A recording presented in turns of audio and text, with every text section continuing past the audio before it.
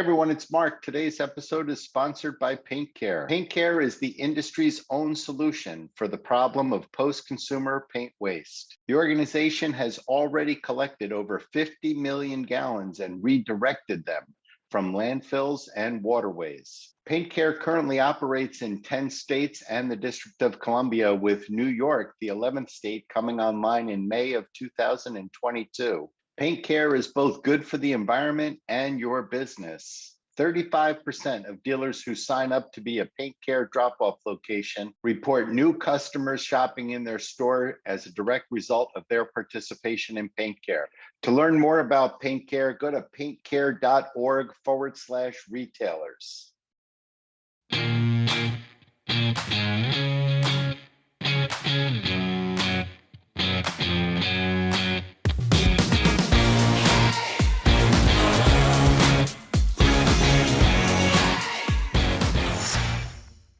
Hey everybody, it's Mark. Thanks for joining me today. One of my favorite episodes today, Grant Farnsworth of the Farnsworth Group will be joining me in just a minute. The Farnsworth Group does some of the best market research that I follow, which covers this industry. It's not an industry because of our size. The independent dealer segment does not get a lot of attention from the big research firms, but Grant's firm is a boutique firm that works in this space, and they really provide a lot of fabulous information. They caught my attention at the beginning of the pandemic when they started releasing publicly a regular COVID tracker, which showed different behavioral changes and other things that were affecting dealers as caused by the pandemic.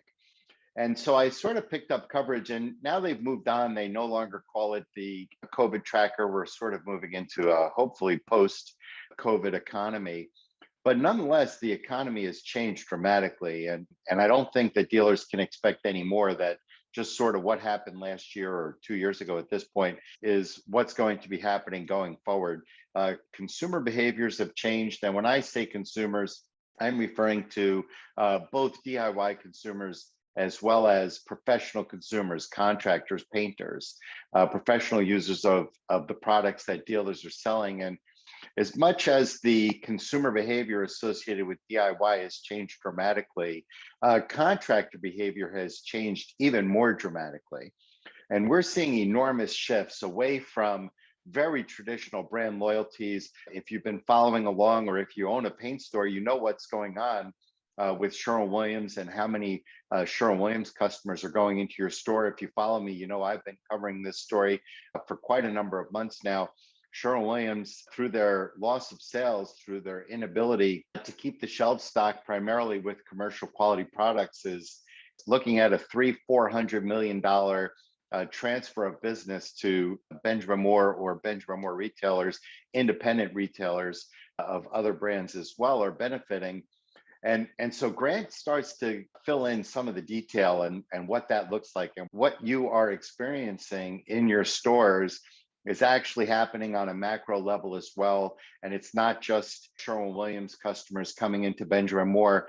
The current circumstances of the high demand of the pandemic and the shortages associated with the storms last February have really created a circumstance where brand is much less important as part of the decision-making process. Availability becoming number one, price in a time of high inflation is higher on the list in many cases than brand loyalty as well. And so I like to give Grant, he comes on twice a year. I really appreciate his time. I like to give him that time because he really explains in detail. He backs up and shows his work on a lot of the stuff that I talk about in my blog and in these videos. So thank you, Grant, for making the time. I appreciate it. Before we go on to Grant, Muletown Paint is sent me this shirt. I like to wear something from an independent retailer every time I record something. If you are an independent retailer and you want me to wear your swag, by the way, you could send it to me at 119 Alton Road in Stamford, Connecticut, 06906. Muletown Paint is the private label of Columbia Paint in Columbia, Tennessee, and Columbia is owned by my dear friend Zach Maddox, who, if you follow me in my blog, you know is Grasshopper. I actually know Zach's father for a lot longer than I know Zach. I only know Zach for a couple of years now. Many of you know Zach's father, Zeke. And Zach and Zeke have a great one-store operation in Columbia, Tennessee, as well as a good private label with their own brand, Muletown. And so, Zach, thank you so much for your friendship and support of my work and efforts. Zach is one of the original members of the Minutemen, one of the original websites that I put up in my Revolution, the e-commerce package for dealers. And so, Zach, thank you so much for sending me the work. Thank you so much for all your support. And let's hear from Grant Farnsworth. Hey, everybody, I'm here with Grant Farnsworth again. Grant is from the Farnsworth Group, the market research company. Grant, how are you this morning? I am well, Mark. Good to see you. Good to see you. Thanks for joining me today. And so for those of you who have been following along, Grant's been on since the beginning of the pandemic. The Farnsworth Group has been putting out their market research, which are you still calling it the COVID tracker? Yeah, well, I think we're done with the name COVID. You know, it's going to be here COVID forever. So it's now just the monthly home improvement tracker. The monthly home improvement tracker. And Grant, in my opinion, your company, Grant, is putting out some of the best market research that I've seen in this industry. And so I really appreciate you coming on with me and updating this data every few months. Yeah, it's a pleasure, and we enjoy doing it. And so let's start quickly. So you've got some new data out. Let's start with the DIY segment, which I think I mentioned is maybe it's important, but not as interesting to retailers as what's going on in the contractor segment, which we'll get to in a minute. But what are retailers experiencing in terms of consumer behavior right now? Yeah, so we've made some revisions to the monthly tracker and started asking about a lot of those areas that are really, really impacting not only contractors, but DIYers. So we're talking more about availability, we're talking more about pricing, we're talking more about labor. All three of those things are having an impact both on the DIY and contractor behaviors, their decisions, all that good stuff. Mark, when we look at the DIYers, and for those that are interested, if you go to the farnsworthgroup.com/tracker, you can sign up to get access to these reports. We put them out each month. It's amongst hundreds of DIYers and hundreds of contractors each month. Free for the industry because it's really about helping manufacturers and suppliers be informed about behaviors and attitudes, sentiment, what's going on with customers in the building products home improvement space. As we look at the DIYers, we're seeing that project delays are continuing to decline, just as we're seeing with contractors, right? So roughly 17% in November said they've experienced some delays or stoppage on the projects that they are doing themselves. And the main reason for that is one of two things. Typically, it's going to be material availability or material pricing. So even with DIYers, this pricing and availability concern is becoming an issue and sometimes a hindrance to getting projects done. So it's something that we're really, really keen on watching to see how long this lasts. How much of an impact is it really going to have on DIYers either being delayed in projects or maybe just deciding not to do a project altogether. It's really interesting to look at that perspective, Mark. And it's interesting because I, of course, speak to dealers all the time, and we talk about price and we talk about, obviously everybody is aware of what's happening, inflation and the price of coatings and related products right now, but we don't really talk about it in terms of how it's affecting whether or not people have sort of reached capacity. They're not going to pay any more for a gallon of paint than they would have, before the price increase, so to speak. But I do hear from a lot of dealers that material availability is holding them back. Sales are not happening because products are not available.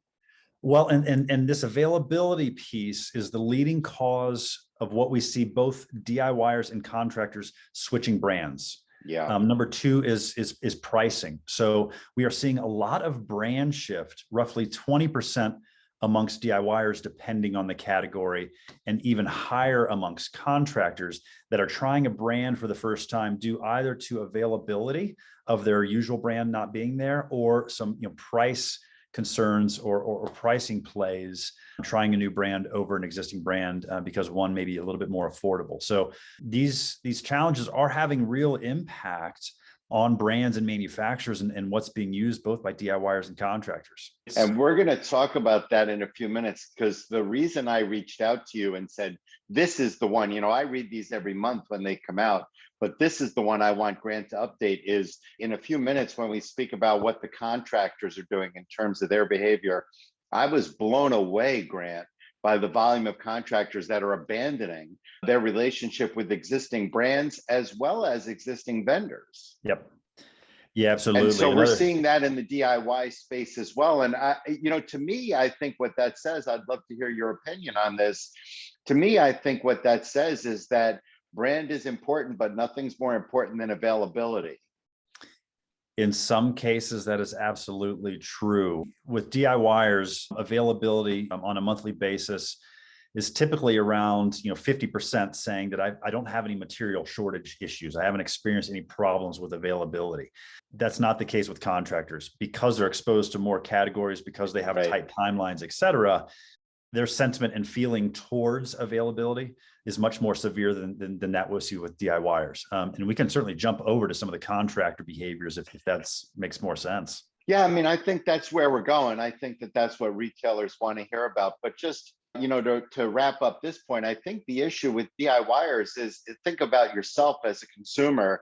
You go into the paint store or a local hardware store and you say, listen, I want to repaint my bedroom and I want to use Benjamin Moore Regal eggshell, and they say, well, I'm out of that. It won't be in until next week. As a DIYer, okay, I'm going to wait until next week, and it's the brand I want, and I've used it for years, and so I'm going to stick around. But contractors, don't really have that option. Right.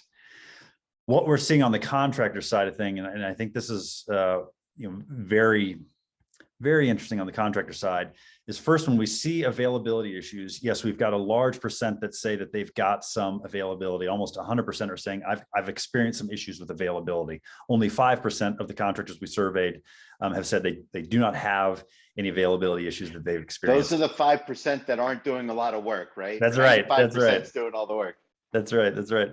And in fact, when we look at residential versus commercial contractors are even more severe availability issues in the research that we've been doing. But here's what's interesting, Mark. They're all experiencing availability concerns. But to your point, when we asked, well, what happened when the product was unavailable? Did you buy a different product? Did you go to a different supplier, et cetera? They all found a solution. There were only 6% that experienced some availability issues that actually did not make a purchase. Right. So in other words, this is a challenge, but it's not a hindrance to them buying something and getting the work done. And I think that is what we need to be very, very mindful of as manufacturers and suppliers, is that they are finding solutions. Now, as we look at the variety of categories, we are seeing anywhere between 10 and 30% of contractors try a new brand for the first time. Every month. That's every month.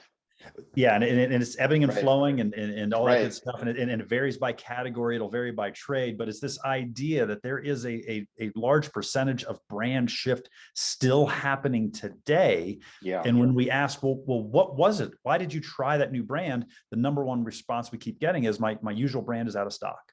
Right. Yeah, for dealers, that's what causes both concern as well as opportunity. I know a lot of dealers listening now. I'll give you a quick inside baseball on what's going on in the industry, really specific. Sherwin-Williams is really struggling to keep their professional level quality products on their shelves in their stores. And I follow Sherwin-Williams, on not just their social media, but I follow their financials. I go to their investor meetings. They're all digital. I log into their investor meetings. This category they've probably had a loss of $300-400 million of sales in this space. This is by their own admission. And that corroborates what I'm seeing with independent retailers and particularly what I'm hearing from Benjamin Moore and Benjamin Moore retailers. They've garnered a great deal of that $300 or $400 million just by having the product. Yeah, and we're seeing some challenger brands win in that, and particularly in this paint category, with just disruptions in Texas for supply chain and material, et Right. cetera. I mean, that was a big ripple effect.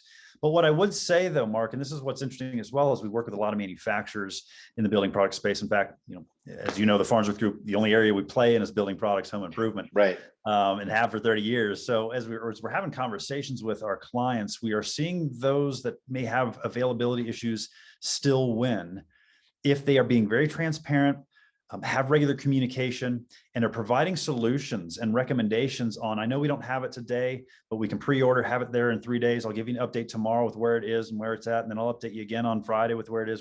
So, I think there is a way to overcome some of these availability challenges if you are a brand out there facing those challenges. And a lot of it has to do with transparency and communication. Retaining the loyalty that you do have among some of your clients, doing it in a very transparent manner. And it's surprising at times, how little building product manufacturers are willing to be candid and communicate regularly to help support the contractors. Because that's all contractors are asking for right now is, help me with my business. I have so much going on. In fact, one of the studies that we've done, we do a building products customer guide each year amongst residential, commercial trades, and amongst DIYers. And over half are booked out at least a week. Almost 30% are booked out a month or more. So these are contractors that are slammed. They are asking for help in managing their business. Don't blow smoke. Just tell me what the real deal is. If it's going to be a week, I might be okay with it, but at least be honest with me and upfront and tell me it's going to be a week. And a lot of times we're starting to see that win and play out well. Well, I have been of the opinion, look, you see what I do for a living, right? So I'm a big fan of communications. I have been for the entirety of my 30 years, even when before there was such a thing as blogging, back when I used to just write a column once a month in a trade magazine, I've been harping on that same tune, which is to say manufacturers need to be really forthcoming with their communications. And it's never more evident that you're not than during a crisis. And this is a crisis, right? Whether or not it's hurting you, right? There's a lot of people that are making a lot of money right now. And so they say, well, this is not really a crisis. Look, I'm making a fortune. I'm up 20% over last year, but that doesn't mean that it's not a crisis. That's right. Yep. No, I think that's a great point. Yeah, the communication transparency, I think, goes a long way when we start talking about availability in several categories. And so I haven't seen anything in your research yet, but when do you think we would be able to start seeing things like how permanent are some of these changes? So for example, the example I gave before about the Benjamin Moore retailers, when do we start seeing who hangs on to this business, down the road? Yeah, that's a great question. We haven't really seen a withdrawal from brand or channel shift so far. It is still happening again because we've got so much availability issues and pricing issues that are pervasive in the industry right now. I think once we see some of those availability challenges subside and manufacturers do some brand health work, it's something that we do on a regular basis with a lot of our clients, each year tracking usage and brand share and brand perceptions, all that good stuff. I think it's going to be some time before we see which brands really stick, which brands win, because availability is still an issue. Pricing is still an issue that's causing some brand and channel shift. So I haven't really seen if there's, some loyalty changes. However, what I will say is in the research that we've just done in our building products customer guide, those that have changed brands, over 90% are as equally or more satisfied with that new brand. There you go, dealers. And 70% plus plan on using that brand again going forward. There you go, independent paint retailers, independent paint dealers. He's telling you what I've been saying. This is your opportunity to hang on to that business from Sherwin-Williams. It's an opportunity for a lot of brands that have gained exposure and gained trial usage to really start building out some loyalty if they're smart in going about how they engage with the contractor and maintaining that relationship.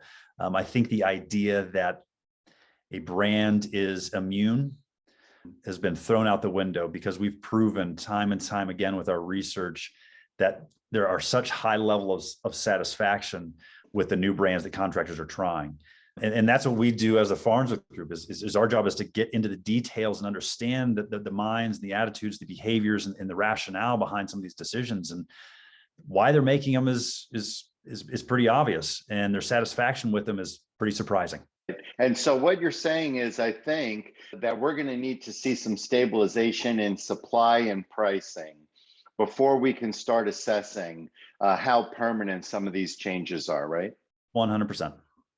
And so listen, for dealers, I think what Grant is telling you, for dealers that are now benefiting from the flow of customers coming from Sherwin-Williams because Benjamin Moore has done a better job with the type of products that they like. I think what Grant is saying is you've got a really great opportunity to hang on to this customer, but I think it's going to take communication, and I think it's going to take continued transparency, and it's going to take some effort because listen, Sherwin-Williams is not going to be out of paint forever, right, Grant? Yeah, and I'm not throwing shade on Sherwin or Benjamin Moore or anything like this. I think it's a challenge for all brands. I think it's a challenge for all suppliers, and I think that's why we're seeing a lot of even big box down to independents start looking at their product mix and start looking at their vendor mix and saying, listen, the customer is becoming king more so than ever, Mark. And we talk a lot about this in presentations for the industry, presentations with our clients. 50 years ago, manufacturers called the shots. And then 30 years ago, 25 years ago, it turned over to that big orange and that big blue box. They started calling the shots. Here's what you're going to give us, and here's what you're going to give it to us for. We are now really entering, I believe, an age that the customer is truly calling the shots and driving what they want, how they want, where they want, and when they want it. And both manufacturers and suppliers are needing to react. So that collaboration and understanding what I need to do as a supplier, it is all about the customer right now, because if I don't have what they want, when they want, how they want it, they've got options for days. And that's the behavior that we need to pay attention to. So it's all about the customer, whether it's DIY or whether it's pro. And I would say that is most important. If you can keep that focus on customer, you're right, Mark, this is an opportunity to win. The consumers that were coming into this space even before COVID, Grant, those are the 30, 40-year-old consumers. Those are the people that grew up with an iPhone in their hand. That's right. And so they never went into a paint store, and it never occurred to them that they would have to get a gallon of paint. I want my office painted. I'm willing to do the work. I'm willing to get everything I need maybe to do it myself, but I'm going to hit some buttons on my iPhone and that paint is going to show up. And if it doesn't, I'll find another website that'll make the paint show up. And if they're not purchasing the paint online, you better believe they're doing some research online. That's right. And so they're already getting exposure to brands, to suppliers, even before they step foot in anything to actually make that purchase. So how are we helping and being a part of their journey? Because it is now becoming more and more all about them, not us. Yep. You're seeing that with the contractor as well, not just the DIY consumer. 100%. So this idea that first of all, we're not saying the store is dead. It's not the case at all. And it's not the case at all, right? Not the case at all. But what we are seeing on the contractor side, just as we are seeing with DIY, is the level of online research and information capture and the level of digital influence to in-store influence, in most cases, is higher online than in-store. So again, it's still this idea that, yes, they may prefer to have interactions one-on-one with the store rep, with their colleagues, et cetera. That may be still really influential, but number 2, 3, 4, and 5 on their list of influences are all digital means. That's right. So how are those worlds playing together? How are you involved as a brand or a supplier in making sure that you're present across that journey? Because it's not just going to be one or the other. We keep saying lately, it's not in-store commerce and e-commerce. It is commerce. It's commerce, right. And so how are you engaging throughout that whole process? Right, because it's interesting. The dealers now will all tell you that customers are looking to be in the store less, right? The 20 minutes that it used to take to buy a gallon of paint included the customer walking in the store, getting an explanation of what type of paint they needed, looking at the color rack, and then having their paint made. Now, customers, they want to do all of that other stuff online. And then they just want to walk in and say, I've already decided what I want. Here it is, make it for me. Or even better, they want to order it online and, hey, I'm picking up order number 132 and I want to be out of here in 30 seconds. So it's interesting to me that 20 minutes that we've taken out of the store experience, that needs to be replaced somewhere else. And the person who's going to get the Exactly. customer to walk in is the one who replaced that 20 minutes digitally. That's exactly right. That's exactly right.